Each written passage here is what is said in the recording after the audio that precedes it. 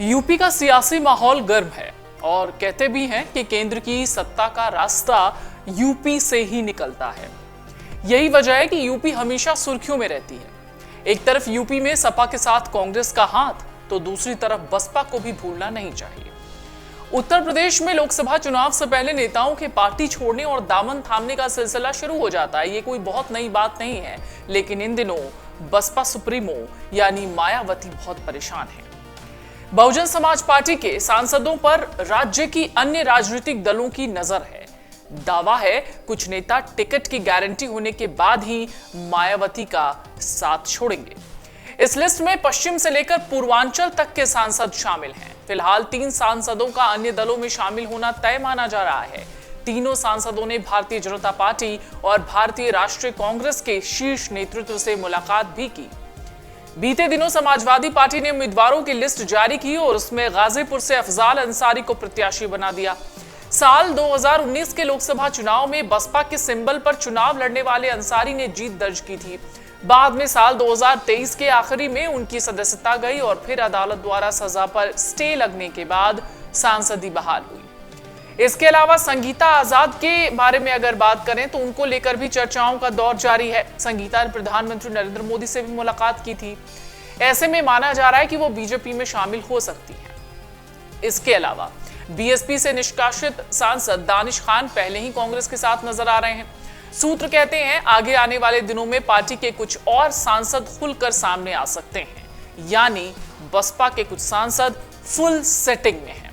हालांकि अभी विभिन्न दलों के साथ उनकी बात फाइनल नहीं हुई, इस वजह से सांसद खुलकर सामने नहीं आ रहे।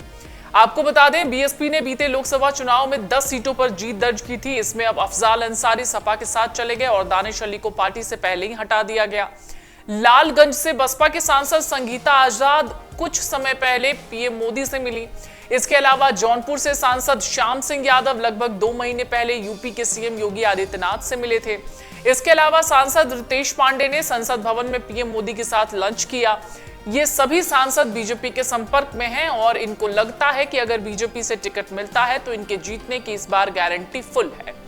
इन सांसदों की बीजेपी से बातचीत चल रही है। पार्टी अभी प्रदेश के राजनीतिक समीकरणों को देख रही है, उसके बाद ही कोई फैसला लेगी। पिछले लोकसभा चुनाव में बसपा के 10 सांसद चुने गए थे, तब सपा, बीएसपी और आरएलडी का गठबंधन था। इस बार मायावती अकेले चुनाव लड़ने का मन बना चुकी हैं, तो पार्टी के सांसदों में बहुत बेचैनी है।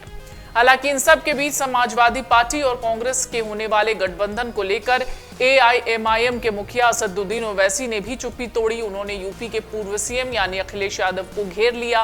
उन्होंने कहा अखिलेश यादव साल 2014, 19 और 22 का चुनाव हार गए।